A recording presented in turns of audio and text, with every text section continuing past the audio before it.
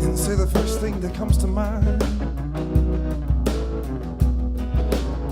mindfulness. We're all one body in the next reality. We're all one, all one, all one. Yes, I'm sure, I'm sure. So let's be all this. Come on, let's be more, more, more, more. Oh, let's be all this. Let's be more, more, more, more. Come on, let's be all this, all this. Let's be more, more, more, more. Let's be more, more, more. Let's be more, everybody. That's Ricardo Romero right there on the drums, everybody. Let's be all this and more. Thank you so much. Thank you. She says, listen to him, and then turns off the microphone. I get the image. I've seen this before. Remember, Joanne, you said, I've done this in other centers too. This is not my first rodeo. So that song, I've Got a Mind, is really the point of today's message. It's the point of the 4th chapter of the Science of Mind, which we use as a guiding textbook, if you will, through the majority of the curricula that's been produced teaching this philosophy. I've got a mind, and I can use it however I want. And before I found this philosophy, I used it to the best of my ability to increase my suffering. It's such a sweet thing to embrace, isn't it? Now, I know nobody else here has done this very thing, but the reminder today, and that's all this is a reminder, is that you always use that mind. And Dr. Holmes talked about mind as in the collective, meaning the universal mind, as well as the collective, meaning the cultural mind, as well as the individual mind, and how we as individuals operate within all of that. So, there's jargon that goes along with this teaching, this philosophy. And I do my darndest to avoid using it, and sometimes we have to use it just to quote Dr. Holmes. But more importantly, it's vital, people, that when we read the material, that we read it open each time. That each time we open ourselves to receive more of what that's all about. So this morning, I was rereading chapter 4, How to Use It, and I saw therein everything you need to know about this philosophy and the application of it in that one chapter. I hadn't seen that before. I saw it as a piece of the whole. But in there, he summarizes everything that this teaching offers. That chapter, How to Use It, and a chapter at the end called General Summary are the two chapters that have the most import in the whole 600-page book. So you're going to get the whole enchilada today. And likely, because you're here, I'm preaching to the choir. You see, I find that we are incredibly skilled in avoiding hearing that which we don't want to. We get sick, we have other commitments. We'll even schedule it in advance. Oh, I have a headache planned that day. You know that line. But the same is true with regard to awakening to our greater good and giving up, literally surrendering those things that are in our that we have in our minds and our thinking that keeps us from moving ahead, moving forward. That proverbial glass ceiling is very thick, and we reinforce it unconsciously and sometimes consciously. How many times have you put your fingers in your ears and put your hands over your eyes so that you didn't hear or see something that would shatter your reality? Some realities could use some shattering. So the preacher said, anybody who has some need that needs to be prayed over, come forward and stand here in front of the altar. And so people started lining up. And Leroy decides he wants to as well, and he gets in the line. And each one gets prayed over by the preacher. And finally, it's Leroy's turn, and he approaches the preacher, and the preacher says, so Leroy, what would you like me to pray over for you today? And he said, I'd like for you to pray about my hearing, Reverend. And so the pastor sticks his finger in his ear and puts his other hand on the top of his head and says, yes, and he prays, and he prays, and he prays. He prays a blue streak. You try saying that 10 times real fast. He prays a blue streak over Leroy. And when he finishes, finally, he backs up and says, Leroy, how's your hearing now? He says, well, Reverend, I don't know. It's not until next Wednesday.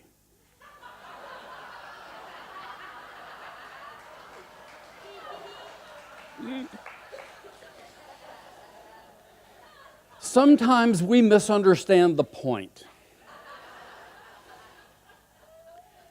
So there's nothing that Leroy asked for that he didn't intend, that he wanted to be prayed about, but the minister, he misunderstood what Leroy wanted. And how many times have we thought we wanted something and found out later that's not what we really wanted? But the bummer is we don't know until we get it. So I have an opinion about all that. It's important that we get stuff, but the value in getting stuff is the finding that we can, and that's it. When we find out that we can have what we want, we can start moving forward in life with a little more sense of certainty, with a little more sense of confidence, with a little greater sense of faith. And as you read, if you dare, read chapter 4, how to use it, you're going to see in there that Holmes sets the stage. As I mentioned a couple of weeks ago, all philosophies start with a premise. And the premise of this philosophy is God, all one, perfection, wholeness, beauty, truth. All of that lives in the one. And we live in that one too. But it starts with all one. It starts with that perfection, that wholeness. That, if you remember in Christian teachings, the omniscience, omnipotence, and omnipresence. There's no place it's not. It's infinite in every regard. End of story. So that's the same premise of this particular teaching. It has to start with something. And that something has to be bigger than any of us as individuals or even as a collective could possibly get our heads around. Infinite is that in its own nature. So today, how to use it? We use the divine power and intelligence when we do our lives. Right now, you're using it. You used it to get here this morning. You will use it when you leave today, and you will use it in every aspect of every moment of every single day hereafter and probably beyond. I don't know how many of you can report about the after, but probably you will be using it then too. And we prove that it's there and that we can use it through living itself. There's an operative condition that helps us prove this power and intelligence, and that is every time we make a choice, every time we make a decision about something, we prove that we have an effect on the life that we're living. We can change it at any time just by deciding to. So in that chapter 4, the opening statement I'll be leading into in just a moment. But I want to talk about that particular core premise. The original spirit is harmony. It is beauty and truth and everything that goes with ultimate reality. The universe is not divided against itself. Universe, by definition, the word universe, one verse, one song, harmony itself. Everything is in harmony with it because it exists in it. So, we will be talking today about moving in life. We come in unconsciously conscious, meaning aware of the one. And that's the tricky part, is aware of the one.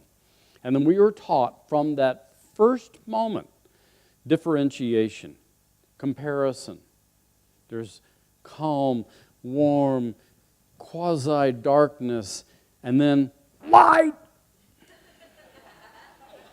noise, disruption, chaos, effort. I can't get this body to work like I want it to. And all those things that we bring to our experience simply by being born. But we started out unconsciously conscious. And we move into unconscious unconsciousness, which means we find out nothing. We're unaware that we're unaware. And if we get sick and tired of being sick and tired in our unawareness, we start becoming conscious of our unawareness.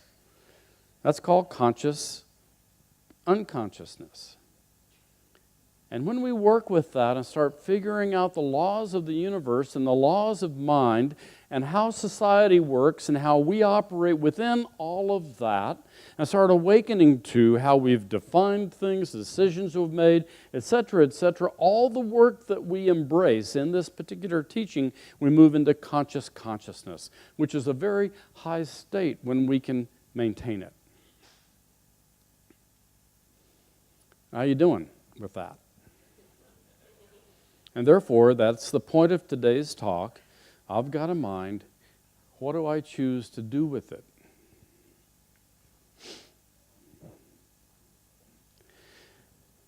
Page 51.1. As a matter of fact, we only know as much as we can prove by actual demonstration is not the beginning of the quote. There we go. One of the great difficulties in this new order of thought is that we are likely to indulge in too much theory and too little practice. I've got a mind. Okay, whoop. And what's the nature of that mind? Well, I use it. You're not like the artisan who boasts of 20 years' experience when in fact he has 1 year of experience 20 times. That's not using your mind to evolve or expand. That's using your mind to repeat. It's redundant living. One of the great difficulties is we're likely to indulge in too much theory and too little practice. As a matter of fact, we only know as much as we can prove by actual demonstration. There is not a thing that you know about life that you haven't done in life. You can theorize about it, but you don't know until you do it. It's one of the things I love about Zen. To know and not to do is not to know, which came out of Taoism preceding it. To know and not to do is not to know. By actual demonstration is how we prove this law, this principle of mind. And it follows that if we believe that it will not work, it really works by appearing to not work. This is one of my favorite quotes in that chapter. It's proving that principle works consistently. So, it follows that if we believe that it will not work, it really works by appearing to not work. When we believe that it cannot and will not, then according to the principle, it does not.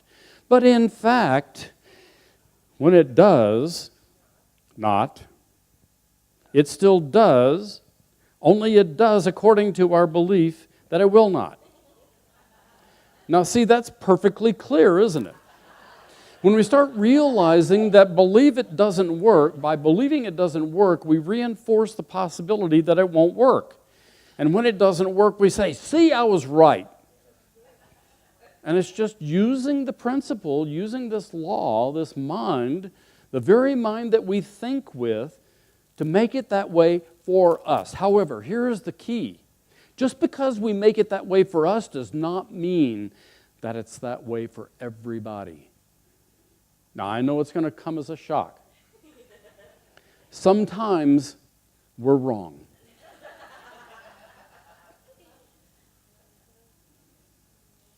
Sometimes we're just plain silly. One of Graves' laws is, if you want to move forward faster than slower, learn to laugh at yourself sooner rather than later. And when you can't, call somebody who can. You've seen different versions of that idea. When you find yourself in trouble and thrown in jail, call me, and I'll point and laugh at you. It's that kind of thing. Why would we do something so silly as to put ourselves in a situation where we end up disliking and not enjoying life, and yet we do it, don't we? Some people seem to be masters at it. I was a master at it before I found the teaching and realized what the heck I was doing. Using my own mind against myself. So when it does not, it still does, according to the principle that we believe it won't. That's the bottom line as far as how we use the stuff in a way that we didn't think we wanted to. Now, here's a key that you're going to find in that chapter. Life works by direct affirmation. I want to explain that. Most of us think that an affirmation is a positive statement. What it is a positive declaration. It's an attitude of certainty, certitude that this is the way it is. It won't work with certitude. And so subsequently, life shows up that particular way. We are so clear, so certain that that's the way it is, it shows up for us that way. But in spite of the fact that there are clouds covering our perception of the sun, it doesn't mean the sun's not shining, does it? And the same thing is true about good and possibility and wholeness and prosperity. I know people who have held prosperity at bay most of their lives. And then one day they just stop holding it at bay. And they are astounded that life starts flowing to them in abundance. It's like, what happened? Where was I? It was already there, but they just weren't awake to it. But here's the good news. We can't experience it unless it already exists in us somewhere. That's one of the principles that we can read about in quantum physics. You can't experience anything unless it's already inside of you in some way, even as a concept. I remember in 1973, I first came across the idea, there ain't nobody else out there. That you can't experience anything except that you make up something to experience. That's how the idea of no one can do anything to you really started spreading around, at least America. It's been around other places a lot longer, but we seem to hold it at bay longer. So we can't do anything to each other. We always do it to ourselves. Under the auspices of your name, of other people's names.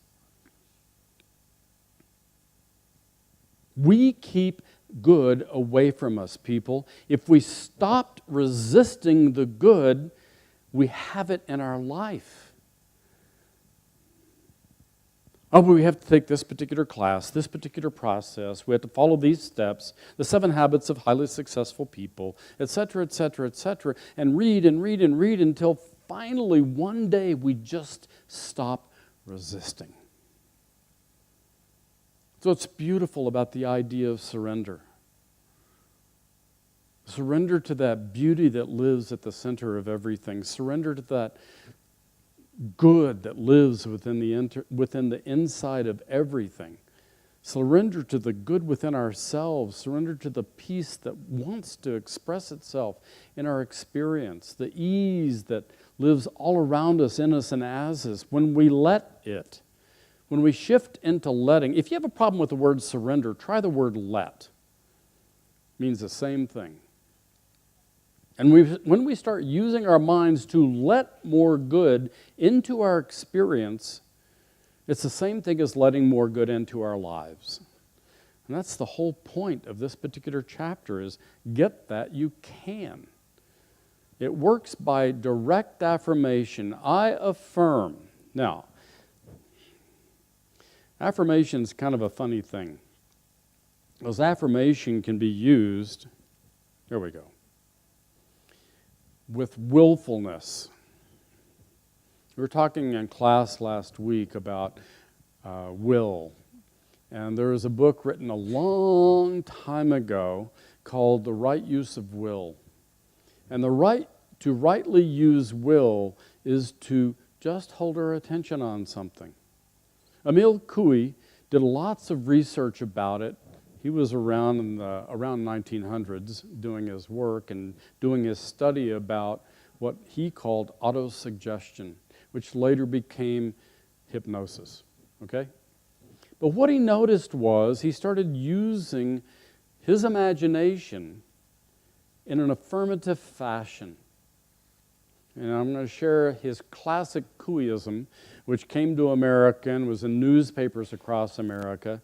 And people like Norman Vincent Peale and Robert Schuller and W. Clement Stone grabbed onto it and started recommending it to the people who they were working with, etc., etc. But Coué said something very vital. He said, when the will and the imagination are in conflict, the imagination will invariably gain the day. What does that mean? My imagination will run over me. And I can say, I'm good. And the more we try to convince ourselves of that, the more it takes over. He says we must move from willfulness, we must move into the subjective experience of life. And we do that in the very same way that the experience we don't want got in place too. So I'm sitting at the computer writing an article, my first year in the ministry actually, when I'm in Las Cruces, New Mexico in my first pulpit. I'm writing this article and all of a sudden this idea comes to my mind. Use that which you wish to dissolve that which you wish to dissolve. Huh? Where'd that come from? Use that which you wish to dissolve that which you wish to dissolve. So if you want to stop thinking a particular way, then use that very thinking to change what you're thinking about. What Coué did, his Couéism, was every day and every way I get better and better. There are multiple ways that this has been said. I'm an active verb guy, as everybody in Foundations knows, and people who've taken classes from me. I like active verbs. I really like to stay away from passive verbs like am, is, are, was, were, be, being, and been. Make that list for yourself. All the to be verbs. I, every day, get better and better. I, every day, get better and better. Now, if we just keep saying that, and there's a buddy of mine who, he's mid to late 70s at this point. And Bob had a really interesting way of looking at life. He read about Coué when he was in his 20s. And he thought, I think I like that. Every day and every way I get better and better. Well, he just started doing that. It became a mantra for him every day, and I get better and better. How you doing today, Bob? Every day I get better. What's going on for you? I don't know, but today it's getting better than it was yesterday. It was like it was an automatic response for him, which makes it a reaction. And how many other times have your reactions been otherwise? Oh, it's Monday, you know. Little things that you can do to help yourself remember. When the cashier at the grocery store, you come up and say, how you doing today? I'm doing great and getting better and better. They're quiet. They're not sure what to say about that. So I like to go up and ask them first, how you doing today? And if they say, good, I say, serves you right. Which makes them think about it. Some don't say anything else. Others say, I like that. So how do you change your thinking so that it becomes normalized, so that it replaces, not overlays, but replaces by simple suggestion otherwise than you have been thinking up to this point in time? How do you do that? Every day in every way I get better and better. Make it automatic. I've been thinking about how my day gets better and better every single day. And I can take small increments like that, and I think most people can. Instead of saying, I fly space shuttles right now. That's kind of a stretch. It sort of has to be somewhat in our belief system. It's possible that I could be getting every day a little bit better, but right now I don't believe that. So I like, in order to get the idea of what your disbelief is to state it as if some grand, magnificent thing has already happened. It exists right here, right now. And watch the mind go, what are you talking about? Are you out of your mind? Are you crazy? Look at your life. Which it can do very effectively. But every day and every way I get better and better, we literally can embrace right now, can't we? And when it becomes that mantra, that's how to use it consciously, deliberately, constructively. So life or law works through us. It works through our minds. It works through our decisions. It works through what we do every single day. We can't not use it. Have you ever heard anybody say you can't get away from God? I mean, if God is omnipresent, where do you go that that's not there?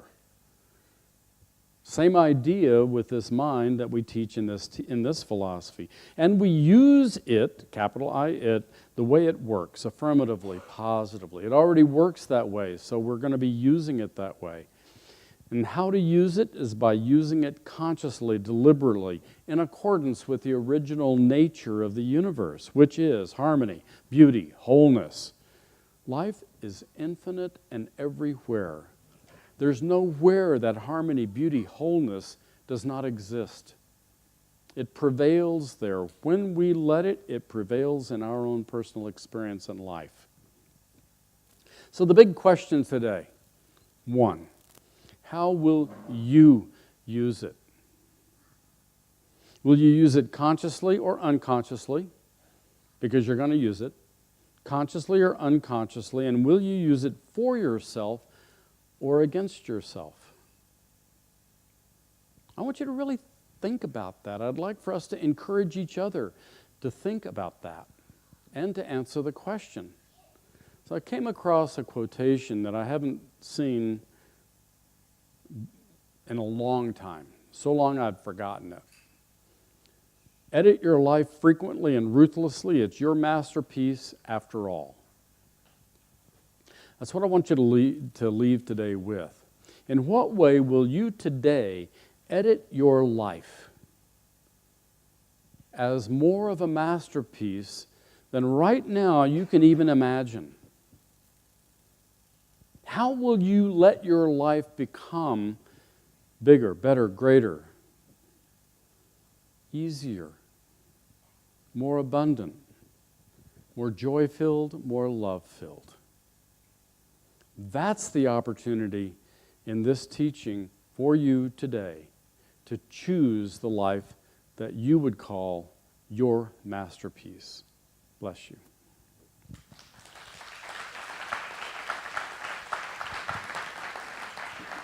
So let's pray together.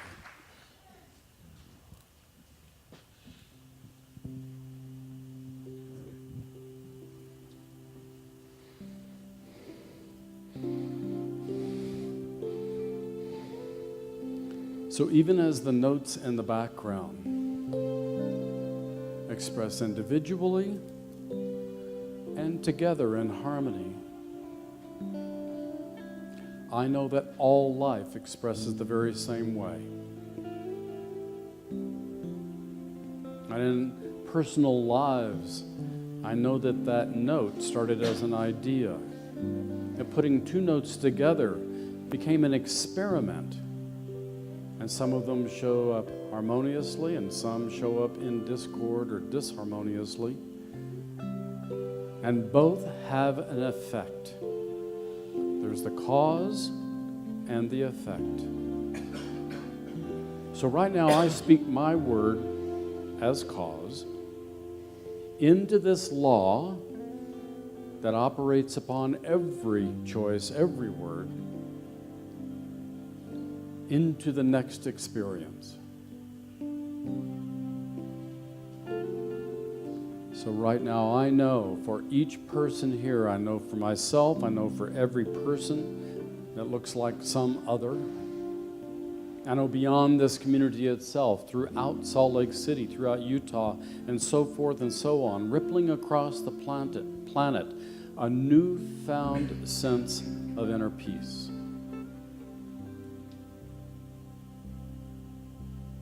And that peace ripples within me. I breathe upon it.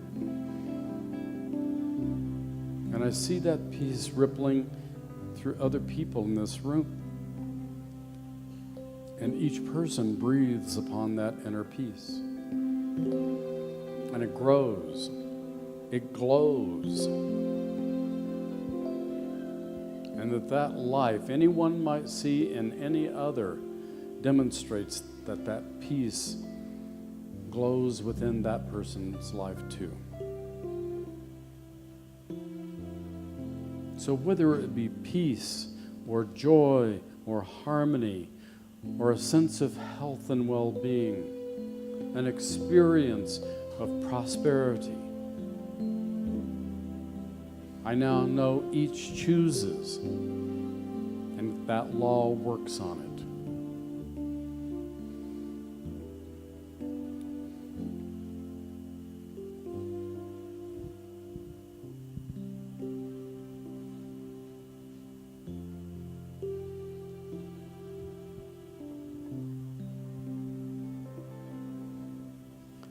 So whether as one word or many, many words in sequence, I know those words become experiences. So the depth of peace grows, the depth of ease grows, the depth of wholeness expands through every cell. That sense of prosperity, it too evolves and expands in every moment. So knowing that this already exists as a possibility, I let go of these words, this process, and I let it be for myself as for anyone who chooses it. I let it go. I know it as already done because I feel the gratitude welling within me. So together, this center affirms it by saying, and so it is.